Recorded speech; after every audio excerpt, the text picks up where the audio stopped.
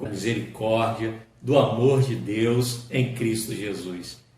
Irmãos, nós estamos aqui, né, e ainda agora, quando nós orávamos, eu e André, agradecendo a Deus, né, pelo operar de Deus, nós lembrávamos, né,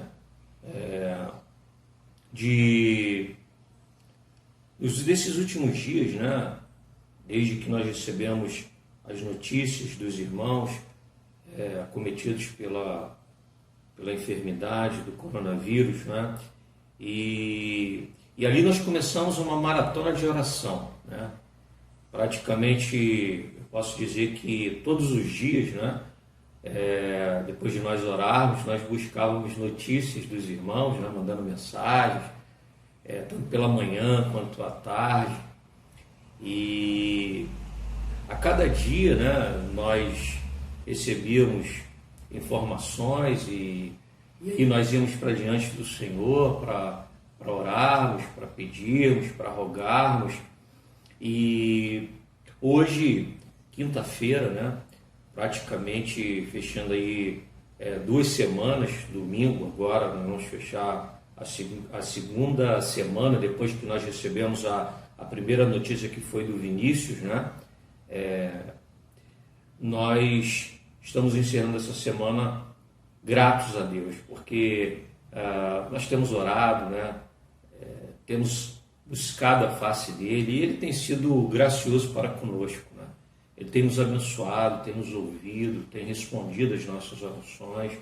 Então, eu gostaria de dizer para os irmãos que nessa quinta-feira à noite nós vamos refletir, né, no texto da palavra de Deus, tomados, né, por esses dias de oração, por esses dias de busca, né, da presença dele, do cuidado dele, do fazer, do operar do nosso Deus em favor dos nossos irmãos. Ainda domingo nós falávamos, né, sobre a escola das dificuldades, né, o que nós aprendemos nessa escola. E nós temos aprendido muito. Para hoje nós separamos um texto que se encontra lá na primeira carta de Pedro, capítulo 5. Nós leremos alguns versículos, né? A partir do verso 5, nós iremos até o verso 7. Tá? Então, diz assim a palavra do Senhor: rogo igualmente aos jovens, sede submissos aos que são mais velhos, outros sim, no trato de uns com os outros. Cingivos todos de humildade, porque Deus resiste aos soberbos, contudo, aos humildes concede a sua graça. Humilhai-vos, portanto, sob a poderosa mão de Deus, para que Ele, em tempo oportuno, os exalte, lançando sobre Ele toda a vossa ansiedade, porque Ele tem cuidado de vós.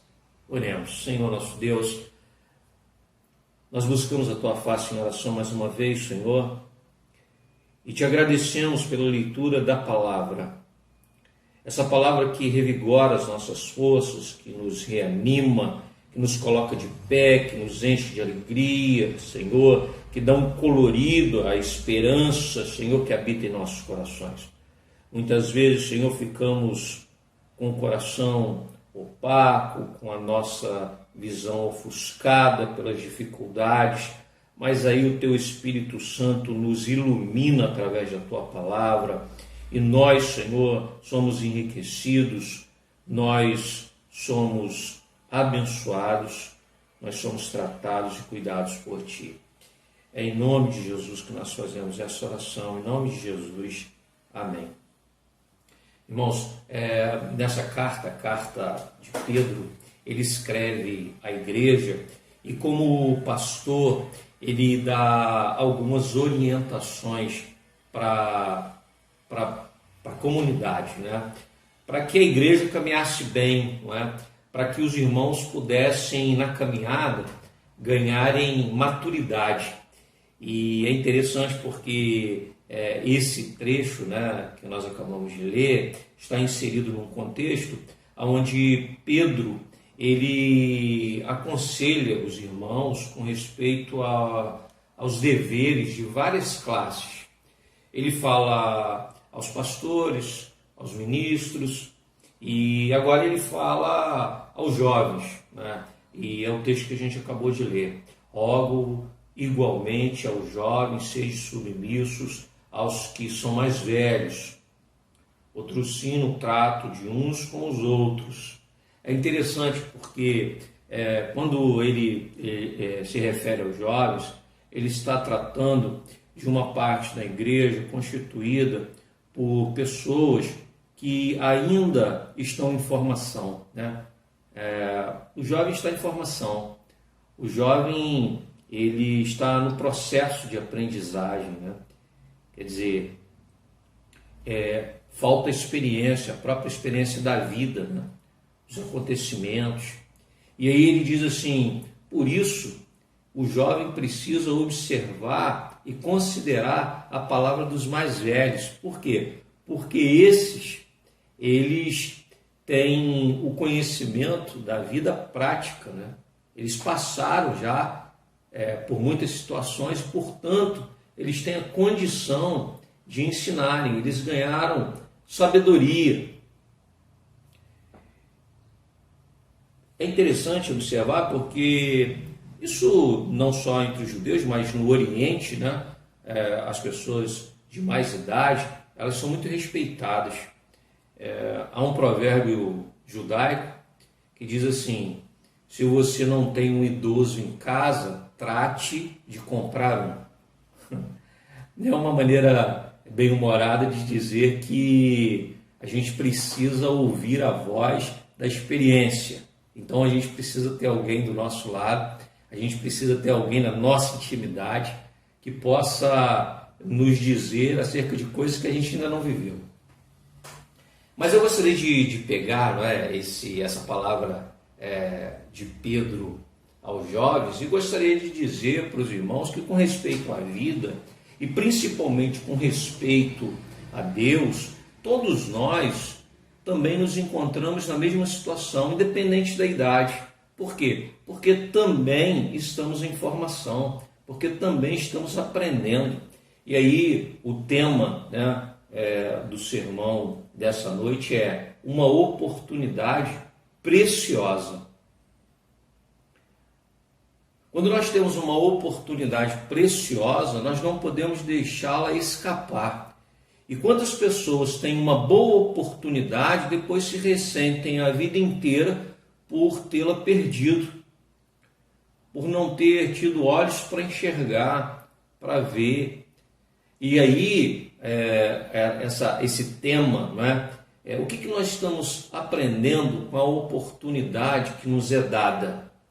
Essa oportunidade preciosa de vivermos a vida iluminados pela luz da palavra. Porque a palavra tem lançado luz sobre a nossa vida. A cada domingo, a cada culto, a cada estudo bíblico de quinta-feira, a cada culto de oração, a palavra de Deus tem lançado luz sobre as nossas vidas, nos dando a condição, então, de, com discernimento, darmos os nossos passos. Mas nós temos aproveitado essa oportunidade? Bom, uma oportunidade preciosa para que nós, com grande humildade, possamos aprender, assim como os jovens, né? Eles não podiam perder a oportunidade de aprenderem e com os mais velhos. Nós também não podemos perder a oportunidade de aprendermos com a vida, com os acontecimentos e com o próprio Deus. Primeiro, quando a gente fala de aprendizado, e aí Pedro deixa isso muito claro, nós precisamos considerar que Deus tem nos dado a oportunidade de nós convivermos com pessoas preciosas, com pessoas que importam, com pessoas valiosas, com pessoas que têm alguma coisa para entregar, alguma coisa para dar do tesouro que há no coração delas. E quantas vezes essas pessoas estão tirando esse tesouro que tem no coração e nos oferecendo a cada dia e nós não damos conta, ou nós não valorizamos. Nesse momento agora, de pandemia, nós estamos percebendo isso, né? A vida passa muito rápido. Quem entra no processo de quarentena sabe isso, né? A incerteza do dia de amanhã, como será daqui a 2, 3 dias, como que a enfermidade vai evoluir, será que estaremos bem com o passar da semana? Coisas que a gente não para pensar, às vezes a gente vive anos sem pensar sobre a vida, sobre aquilo que importa, aquilo que precisamos, aquilo que devemos. Por isso não podemos perder a oportunidade. Agora é preciso ter humildade, né? Humildade para olhar para fora, humildade para abrir os ouvidos, né? Humildade para abrir o coração, para entender que nós não nos bastamos. Precisamos aprender com os outros. Como é bom ter pessoas ao nosso lado. Como é bom ter gente nos aconselhando. E como é bom poder ouvir a experiência daquele que já viveu, que já passou pela estrada. A estrada que ainda vou passar. A estrada por onde ainda vou trilhar. Alguém já passou por lá e alguém pode trazer um esclarecimento a respeito daquele caminho. Agora, precisamos valorizar esses encontros, esses relacionamentos. Afinal de contas, nós ainda temos muito a avançarmos. Precisamos crescer, precisamos evoluir, precisamos amadurecer. Isso se dá também na relação com as pessoas que estão à nossa volta. É interessante porque Paulo precisou de um Barnabé, precisou de um Ananias. No início da caminhada, ele precisou de suporte, ele precisou de gente, ele precisou de pessoas que já estavam ali na lida há mais tempo que ele. E ele lançou mão de tudo isso para se tornar o Paulo que ele veio se tornar, né? E a gente vê isso acontecer com Priscila e Áquila, que buscam, e com Timóteo, que buscam em Paulo esse referencial, né? Buscam em Paulo o conselheiro, aquele que pode abençoar, que pode ajudar. Eu gostaria de dizer para os irmãos que uma vida rica, uma vida preciosa, é uma vida que não perde oportunidade, é uma vida de pessoas que se relacionam bem e aprendem com esses relacionamentos. Agora, nós também precisamos aprender com a vida, né? Humildade com a vida, com os acontecimentos. Todos os acontecimentos devem ser examinados e a partir desses acontecimentos nós também vamos ganhando experiências para amanhã também sermos fonte, né, de riqueza para aqueles que virão, para os nossos filhos, para os nossos sobrinhos, os nossos netos, as pessoas que conosco convivem, né? Por isso não podemos perder oportunidade. Como nós observamos, né, a dificuldade das pessoas com respeito à vida, a vida não é observada, não se experimenta a vida em busca dos aromas, dos sabores. A gente não mede aquilo que acontece, não é? A temperatura com o termômetro da alma. E aí a gente sai prejudicado, porque o tempo passa, mas a gente não amadurece. O tempo que passa, o tempo cronos, o tempo do relógio, não nos garante maturidade. O que nos garante maturidade é como nós nos relacionamos com as pessoas e a qualidade desses relacionamentos e como nós encaramos e enfrentamos a vida. Tão bonito, né? A gente vê o exemplo eu não me canso de dar o exemplo de Davi, que vai para a próxima batalha, a mais difícil da sua vida, ainda jovem. Ele vai para aquela batalha trazendo no alforje mais do que pedras, irmãos. Trazendo na mão mais do que funda. Porque a funda e as pedras ele trazia no alforje. Mas ele trazia alguma coisa na alma que era mais precioso do que aquilo que ele tinha para o campo da batalha, que era o quê? A experiência de ter aprendido os acontecimentos da vida. Cuidando das ovelhas do pai, quando veio o urso, quando veio o leão, aqueles momentos difíceis, e eu fico imaginando, quem cuida das ovelhas pede o tempo todo para que a fera não apareça. Pede o tempo todo para que nada aconteça que venha colocar em risco a vida das suas ovelhas e dele também. Mas de repente ele ouve o som do urso rugindo, de repente ele ouve o uivo do lobo que se aproxima, da fera. E quantas vezes nós, na vida, também experimentamos esses momentos. Mas como não vamos sair dali? No dia do urso, no dia do lobo, no dia do leão, no dia da enfermidade, no dia das lágrimas, da noite escura, como sairemos? Como derrotados, vítimas, que quando lembram se ressentem de novo, quando lembram daqueles acontecimentos, se colocam na caverna de novo?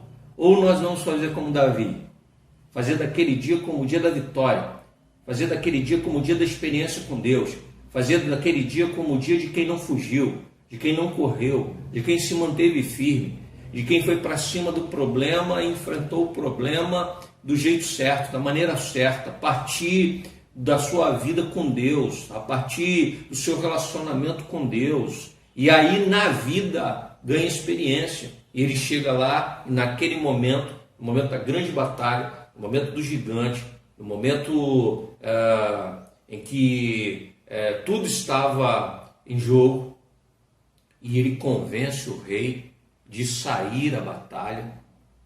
Por quê? Porque ele tinha aprendido na experiência da vida a forma de enfrentar as próximas adversidades. Aí ele sai para o campo com pedra, com funda, mas mais do que isso, com experiência de vida, vivida na presença de Deus. Ele sai para ganhar e ele ganha. Sai para conquistar e conquista. Sai para vencer e vence.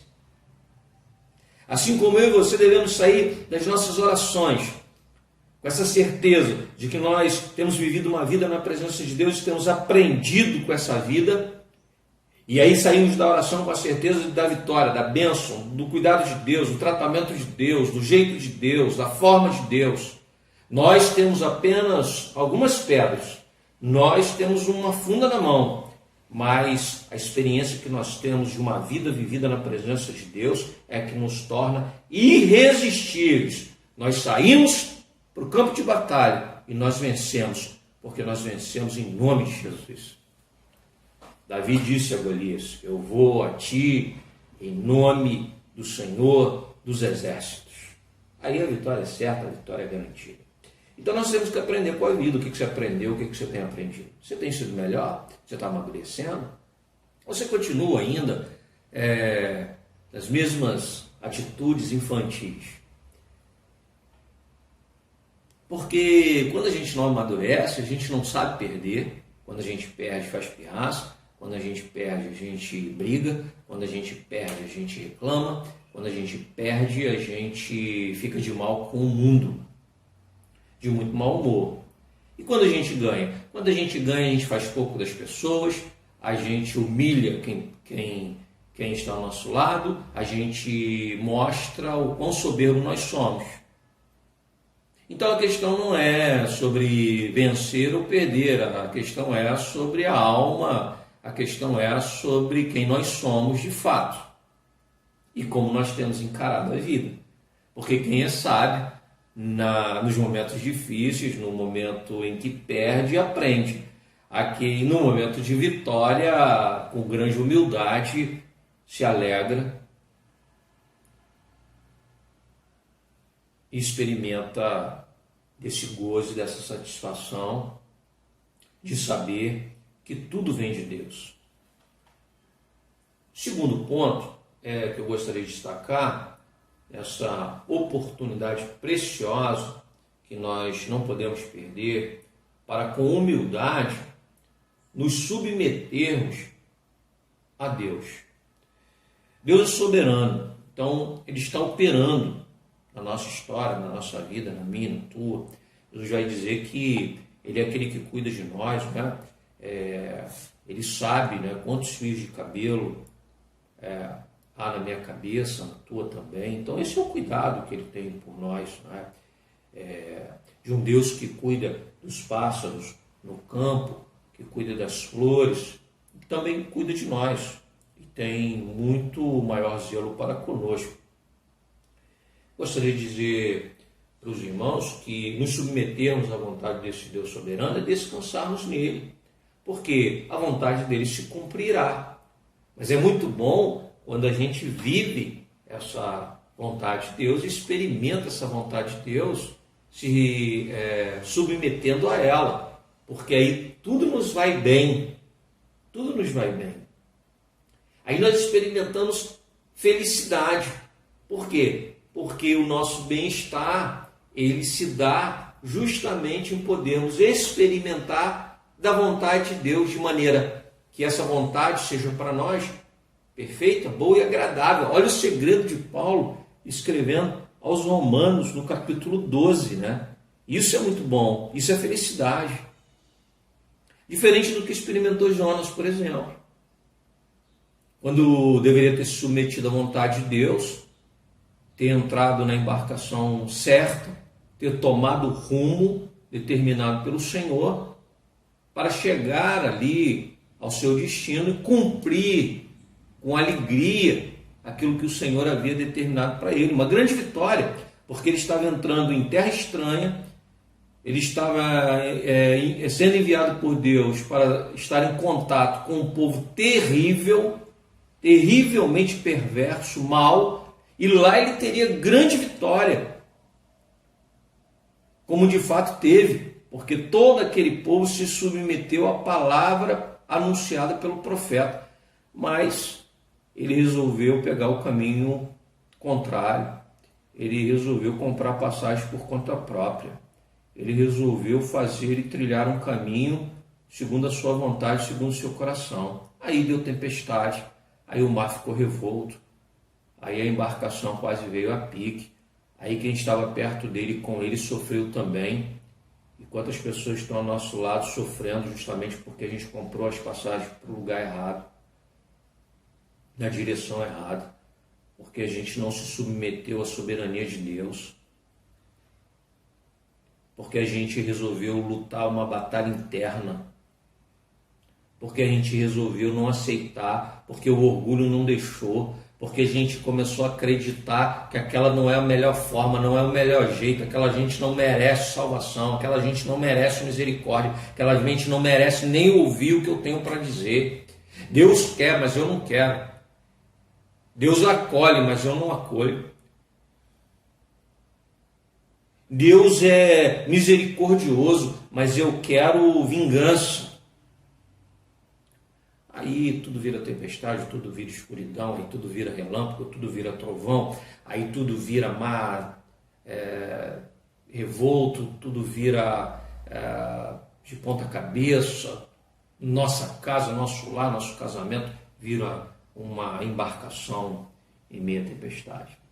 Aí a gente é jogado no mar, a gente é jogado fora, porque a gente não está no lugar certo, e a gente cai naquele mar, e aí a gente é engolido pelo monstro que engole a gente, que engole a nossa vida, que engole nossos sonhos, que engole nossos projetos, que engole nossos objetivos. Mas aí a gente lá no ventre do peixe, a gente faz uma oração, uma prece, a gente pede, a gente roga, a gente vai em busca desse Deus maravilhoso. Ele ouve a nossa oração. E aí a gente vai chegar no lugar onde Ele quer. É preciso submeter. Para que não haja a luta que houve com respeito a Jonas. Para que a gente chegue como Moisés diante do faraó. para que a gente possa chegar como Jeremias diante do povo, para que a gente possa ser José no Egito, para que a gente possa ser Filipe em Samaria.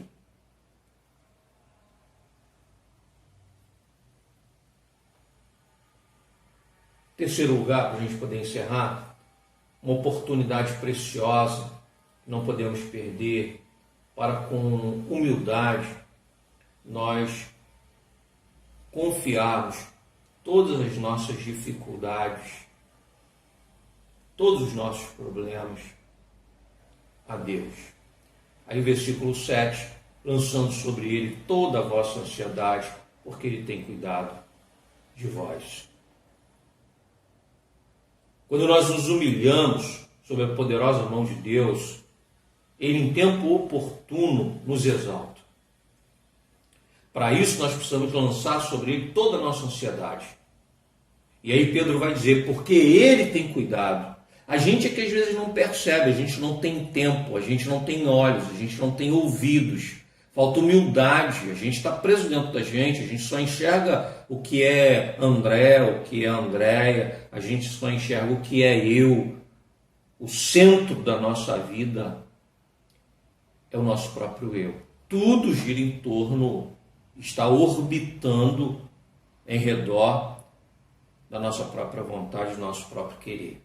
Aí Pedro vai dizer assim, não, aí está tudo errado, tudo errado. A nossa vida toda tem que orbitar, né, o centro, que é o querer de Deus, que é a vontade de Deus. Todas as áreas, todas as áreas.